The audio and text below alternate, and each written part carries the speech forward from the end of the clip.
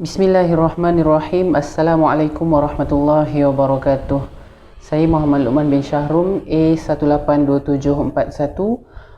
Pada kali ini kita akan membincangkan tentang keperluan untuk kita memahami dan mempelajari Tauhid kontemporari. Seperti yang telah kita bincangkan pada video yang lepas, ilmu Tauhid ialah suatu ilmu untuk mengkaji keesaan Allah sebagai Tuhan sekalian alam yang bertanggungjawab untuk mentadbir urus sekalian alam ini. Yang pertama, kita harus mengenali dahulu tujuan kita mempelajari ilmu Tauhid yang telah dipelopori oleh salafus salih dan juga ulama terdahulu. Yang pertama sekali adalah untuk meyakinkan kita sebagai umat Islam bahawa Allah sebagai Tuhan dan juga Nabi Muhammad sallallahu alaihi wasallam sebagai rasul dan juga nabi yang terakhir diutuskan oleh Allah kepada umat manusia. Ini bertepatan dengan rangkuman rukun iman yang telah menjadi pasak kita sebagai umat Islam. Dan yang kedua, tujuan kita mempelajari ilmu tauhid ialah untuk mengelakkan kita daripada sifat-sifat mazmumah yang telah di-highlightkan oleh Allah dalam Al-Quran, iaitu yang pertama sifat syirik, kufur dan juga nifak. Mungkin kita beriman, tetapi kalau kita tidak mempunyai tauhid kepada Allah, kita tidak memperakui keesaan Allah sebagai satu-satunya Tuhan yang wujud di muka bumi ini, tak mustahil kita akan terjerumus ke dalam lembah kesyirikan dan juga kekufuran, seperti mana yang telah berlaku kepada iblis ketika penciptaan Nabi Adam alaihi salam dahulu.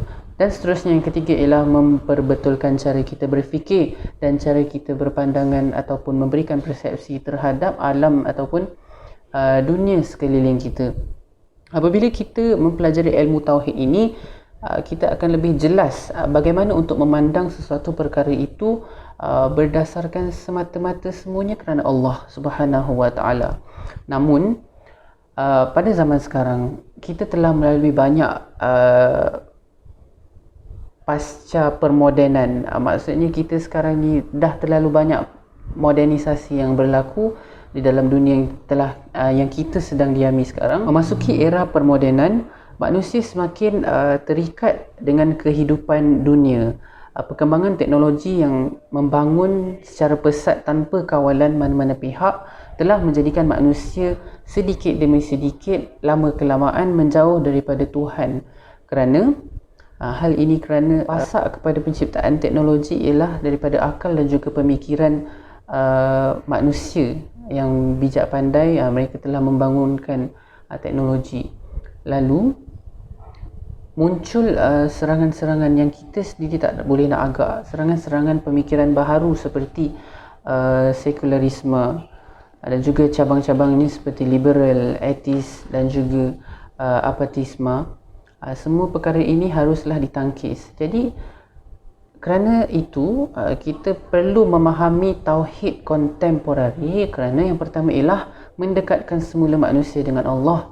Tetapi tidak juga bermaksud kita nak dekatkan dengan Allah, kita perlu menjauhkan kita manusia daripada arus permodenan dan juga globalisasi, kerana Islam tidak pernah menghalang umatnya untuk memajukan diri sendiri sesuai dengan arus permodenan semasa. Okey. Seterusnya, yang kedua ialah menangkis ancaman fahaman-fahaman sekular yang telah saya sebutkan sebentar tadi. Terlalu banyak fahaman-fahaman yang muncul pada era yang sangat mementingkan rasional dan juga hujah daripada akal ini. Jadi, kerana itu tauhid kontemporari sangat perlu untuk kita fahami dan perhalusi pada zaman sekarang, supaya ancaman-ancaman ini tidak menjadikan umat kita lemah daripada mengingati Allah Subhanahu wa taala. Dan seterusnya, yang ketiga, bersesuaian dengan zaman teknologi yang berkembang pesat. Pada zaman sekarang, manusia memerlukan kepada sesuatu yang logik, akal dan juga boleh difikirkan melalui akal. Walaupun kita tahu, kita meyakini bahawa Allah Subhanahu wa taala jika dia memerintahkan sesuatu perkara, maka perkara itu pasti akan mempunyai manfaat. Manakala kalau sesuatu yang ditegah oleh Allah yang menjadi larangan dalam urusan kehidupan seharian manusia, maka perkara itu pasti membawa suatu mafsadah ataupun keburukan yang kita sendiri tak tahu apa keburukan di sebalik sesuatu perkara tersebut. Jadi pengajian ilmu tauhid kontemporari ini harus disesuaikan dan juga diselaraskan dengan perkembangan semasa pada hari ini. Sekian, itu saja daripada saya. Aqulu qawli hadza wa astaghfirullah li wa lakum.